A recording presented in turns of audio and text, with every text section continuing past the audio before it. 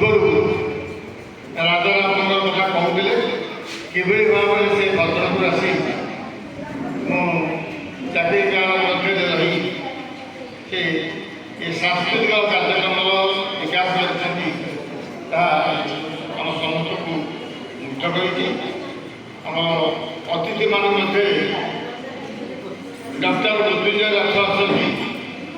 ତାଙ୍କୁ ଆମେ ସମସ୍ତେ ଟିଭି ପର୍ଦ୍ଦାରେ ଦେଖୁ, କିନ୍ତୁ ଆଜି ସ୍ୱତନ୍ତ୍ର ଦେଖିବାକୁ ସୁଯୋଗ ପାଇଛୁ। ଜଣେ ଜ୍ଞାନୀ ବ୍ୟକ୍ତି, ପ୍ରବୀଣ ଜ୍ଞାନୀ, ଇଂରାଜୀ ସାହିତ୍ୟ ଓଡ଼ିଆ ସାହିତ୍ୟ ଉଭୟ କ୍ଷେତ୍ରରେ ତାଙ୍କର ରହିଛି ପାରଦର୍ଶିତା। ତାକୁ ଉପସ୍ଥିତ ଆମ ସମସ୍ତଙ୍କୁ ମୁଗ୍ଧ କରିଛି। ଅନେକ ଧନ୍ୟବାଦ ମହୋଦୟ। ମୁଁ ଜାଣିଛି ଜଣେ କଳାକାର ଭାବେ, କିନ୍ତୁ ଆଜି ଜାଣି ଜଣେ ଲେଖକ ଭାବେ ସେ ଦୀର୍ଘ ପୁସ୍ତକ ରଚନା କରିଛନ୍ତି। ତାଙ୍କୁ ଅଶେଷ ସାଧୁବାଦ। ଯାହା ହଉ ତାଙ୍କର ଏ କାର୍ଯ୍ୟକ୍ରମ ଆମ ସମସ୍ତଙ୍କୁ ମୁଗ୍ଧ କରିଛି। ଆଉ ଅନ୍ୟ ସମସ୍ତ ଅତିଥି ଅଛନ୍ତି, ଆଉ ଆମ ପରିଚିତ ଅଛନ୍ତି, ଆଉ ନାଁ ନେଉନି, କିନ୍ତୁ ଏଇ କଳା ସାହିତ୍ୟ ସଂସ୍କୃତି କ୍ଷେତ୍ରରେ ଓଡ଼ିଶା ବହୁ କାଳରୁ ପଡ଼ିଛି। ସେଇଥିପାଇଁ ତା ନାଁ ହେଉଛି ଉତ୍କଳ। ଆମେ ଓଡ଼ିଶା ଏବେ କହୁଛେ, ଆଉ ସେ ଉତ୍କଳ ନାହିଁ, କଙ୍ଗଲ ନାହିଁ, କୋଶଳ ନାହିଁ, ଉଚ୍ଚ ନାହିଁ। ଏ ସବୁ ରାଜ୍ୟ ହେଲା ଓଡ଼ିଆ ଭାଷାଭାଷୀ ଅଞ୍ଚଳ। ଏବଂ ଓଡ଼ିଆ ଭାଷା ପୂର୍ବରୁ ଉର୍ଦ୍ଧ ଭାଷା କୁହାଯାଉଥିଲା। ତା ପୂର୍ବରୁ ଥିଲା ପାଲି ଭାଷା।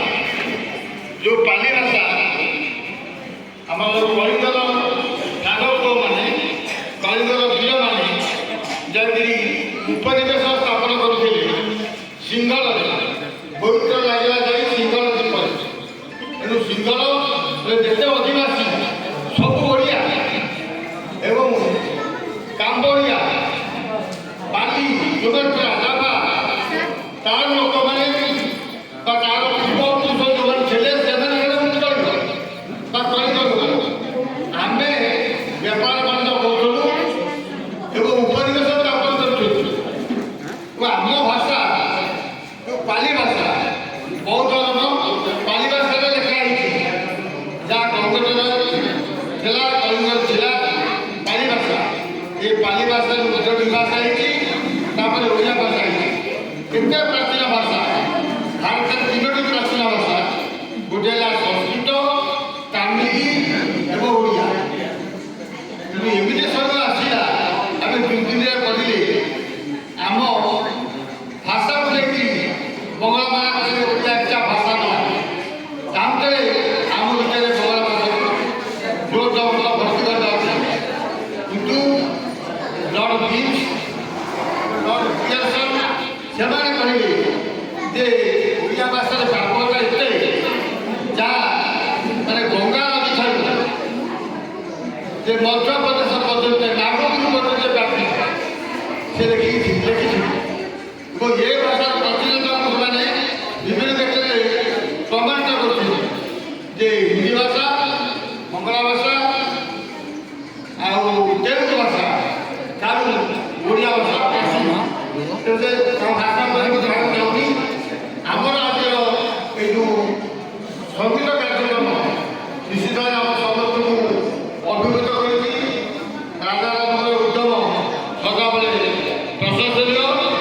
ଆଉ ଆମେ ସଙ୍ଗୀତ ଶିକ୍ଷା କରିବା, ଓଡ଼ିଶା ସଙ୍ଗୀତ, ଓଡ଼ିଶୀ ସଙ୍ଗୀତ ପାଇଁ ଗୁରୁତ୍ୱ ଦେବା। ତା ସହିତ ସଦାବେଳେ ଓଡ଼ିଆ ଭାଷାରେ ଲେଖିବାକୁ ଚେଷ୍ଟା କରିବା।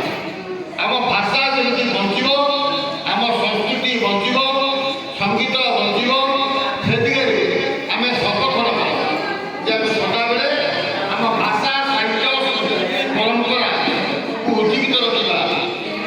ଆଜିର ଦିବସରେ ଶପଥ ହେଉ ଏବଂ